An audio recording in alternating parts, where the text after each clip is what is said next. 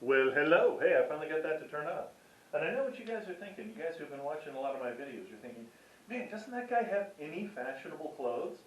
And the answer is no, I don't. So I just wear what I've got. Anyway, hey, today we're going to be talking about the difference between ser and estar. Now, both of these verbs in Spanish can be translated into English as to be.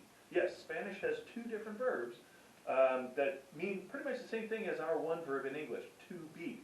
Now, let me give you an idea about this, because this can be kind of confusing. Many years ago, before I was old and decrepit, when I was in high school, my family hosted a foreign exchange student from Denmark. His name was Henrik. And Henrik, nice kid. He spoke English very well. I mean, he came to the U.S. speaking very good English. But there was one thing that really tripped him up. And that was the verbs, the English words to do and to make. Okay, because in his language, in Danish, there was only one verb that meant do and make. So you did your homework, you did your bed. You didn't make your bed, you did your bed. You didn't make brownies, or excuse me, you didn't do brownies, you made brownies. It was all in one. Okay, and so when he came to the United States, it was kind of tough for him because he didn't know when to say do and when to say make. And so he actually said some things that were a little bit tricky. He'd say things like, hey, I have to make my homework today. And we'd say, okay, Henrik, it's actually you have to do your homework. And he'd say, okay. And then he'd say, well, I have to do my bed. We say, no, you make your bed. And he says, well, what's the difference? I mean, it's all one verb in my language. Why do you guys have two verbs to express the same idea? And that was, kind of frustrating for him. He figured it out. I mean, he did really, really well. But it's that same kind of thing that native English speakers have when they're trying to learn Spanish, because in English we just have one verb, to be, and we use it in a whole bunch of different ways. Spanish has two different verbs, and they are very specific, and if you don't use the correct one, you might say something you didn't mean to. So what I'm going to do here is I'm going to go over a couple of fun little acronyms that'll help you remember the basics of when to use the verb ser and when to use the verb estar. Now, the verb ser is used to talk about somebody's personality. Oh, by the way, sorry. Have you seen the glorious acronym we have here? We have piano, okay, for ser. And over here for estar, we have a much less fun acronym, el, okay? So just deal with it. But anyway, so the verb ser is used to talk about somebody's personality, okay? So if you want to say, oh, that person is a really happy person, that person is a really sad person, that person is very energetic, or maybe you're talking about a cat. Oh, that cat is just lazy. Or a dog, oh boy, that dog is really hyper. Okay, we would use the verb ser with that. When we're identifying something or someone, oh, that guy is a teacher. That woman is a doctor. That person over there is a policeman.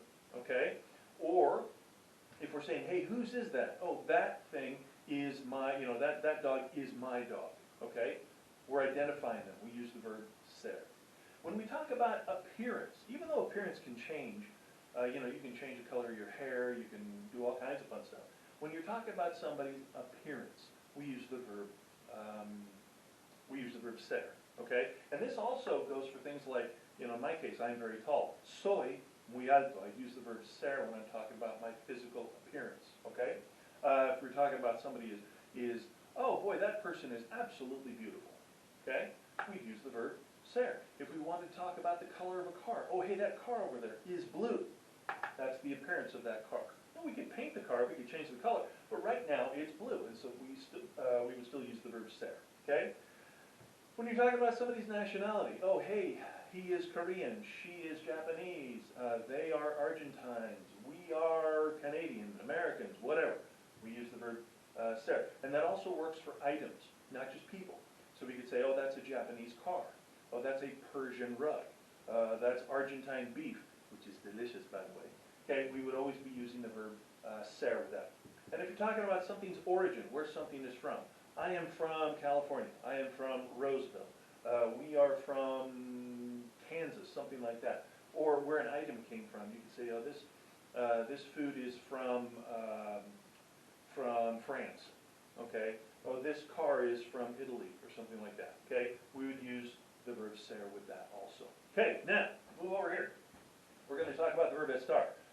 We use the verb to estar with this fun acronym, ELP. Okay. The first one is emotions. When you're talking about how they're feeling at the moment. okay? They're happy, they're sad, they're depressed, whatever it is, okay? We use the verb ser. Now, careful, because I can say these two sentences, one using ser and one using estar, and they're both correct, but they mean different things. So I could say, es feliz. This person is happy, is just a happy person all the time. That's their personality. Doesn't mean that they can't be sad at some point, but if the person is generally very, very happy, we use ser to describe their personality. If we want to talk about how they feel right now, or how they felt at a particular moment, regardless of their personality, that's when we would use estar. So I could say, soy feliz, I am a happy person. Estoy feliz, I'm happy right now. Okay, or I could say estoy triste. You know, I'm normally a happy person, but right now, estoy triste. Okay? So anytime you're talking about emotions. Now, locations, the location of an object or a person, okay? We could say, hey, estoy en California. I'm in California right now. That's my location. Even a pretty much immovable object. The school where I teach is in California. Está en California. Okay? The school doesn't move. We still use estar to talk about its location. Now, one exception to this rule. If you're talking about the location of something that could be considered an event, okay, so like a concert or a wedding or the severe tickling of a Spanish teacher, that's an event for you, okay? You use the verb ser. I don't know why, to me it's kind of goofy Spanish rule number 14J, but that's the rule. So if you're talking about the location of an event, use the verb ser, okay? Physical conditions that are likely to change, things like I'm tired. I am, well, you don't say I'm hungry, that would be a different verb. But if you're saying like I'm tired, I'm sleepy, something like that, physical conditions that are likely to change, we use estar. Now that's different from like appearance, okay? So just be careful with that. Last one, present progressive. And I have a whole different video on this. This is when we talk about things like I am running, we are studying, they are cheating, whatever, okay? We use the verb estar with that. So we say things like, estoy corriendo, estamos estudiando, okay? And like I said, I have a whole different video on the present progressive tense. So you can watch that too, that's in my channel. Anyway, again, ser and estar, both translate to English as to be. They're not interchangeable, okay? And there are specific rules that govern each one. For the verb ser, we have this fun acronym, piano. For estar, we have this less fun acronym, el, okay? And this will get you through the basics. This will handle 95% of the things that you're going to come across, okay? So good luck with that, and let me see if I can get this thing to turn off.